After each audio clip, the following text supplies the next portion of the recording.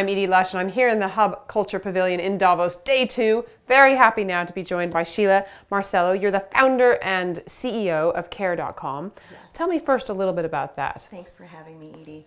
So Care.com helps families find caregivers, childcare, senior care, pet care, tutoring, housekeeping, all under one umbrella. And we're in 18 countries now, and we help families. We also have an incredible employer program called Workplace Solutions. Clients like Ernst & Young, Facebook, Google, helping them find care for their employees globally is really important. So you're also here launching Women Up, and tell me Yes. what that is and how that relates to care. Sure, and Davos is quite apropos in terms of the topic is about resilient dynamism this year, and of course that's all about women. And what we do in our lives and how we pretty much run the continuum of our strengths. So I'm talking about developing a leadership ecosystem for women.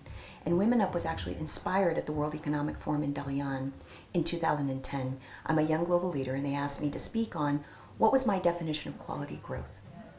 And I entitled that speech Women Up. And it's really the fact that women are the gatekeepers to a better future. We're over half the population. We contribute to the economy. In fact, the economist said in the next 20 years, female contribution to the global economy will surpass the Chinese economy's contribution. Gosh. So it's incredible. And so how do you drive economic growth? By empowering women. So developing the pipeline of leaders. We're launching programs to teach 7th and 8th grade girls entrepreneurial competencies. We are developing a leadership program and piloting it in 6 countries around the world. And we're working with Secretary Clinton's initiative on global leadership for women.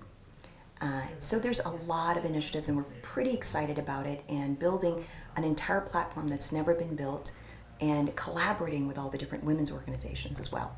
It's an open platform. It's going to be a nonprofit organization. We've hired our own CEO to run it. I've got my day job at Care. Right. But I'm very passionate about this. And it makes sense because the reality with Care is that my own personal experience, I couldn't pursue my dreams and aspirations to go run a company, a global company, unless I had peace of mind and that my kids and my parents were cared for. Right? And so I want to be able to give back to other women. How do you deal with, there was a whole discussion last year about if you want to succeed as a woman, you can't also succeed as a parent. You know, obviously there are slaughters. Exactly. Yeah. So where do you kind of come in on that debate, and how does that fit into Women Up? Yeah, so I think that the important thing is to give women choice, right? And I do agree with the thesis that we can't have it all, but I think it really depends on your definition of all, and it varies from woman to woman. And you know, I read a quote, and Beth Brooke of Ernst & Young said a quote that said something about success is fleeting, it's significance that matters. And so your definition of all, at least my definition of all, is how am I giving back? Right? How am I building my life? I give back and raising my children so that they respect men and women, right? Which is really important, raising them well. And how do I give back to the community? And how do I give back to our customers and our employees? So that's my definition of all. And I feel like if I can balance those things with the available time I have, then I'm fulfilled. And so everyone's got their own definition of success and significance, but I think significance far outweighs.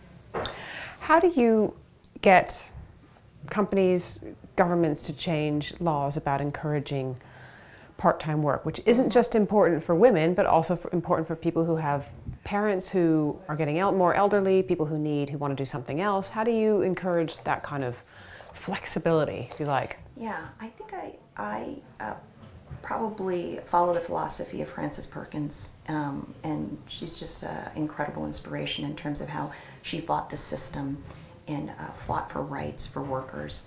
And she did it in her own kind of tough way, but role modeling, and I think that's critical and important.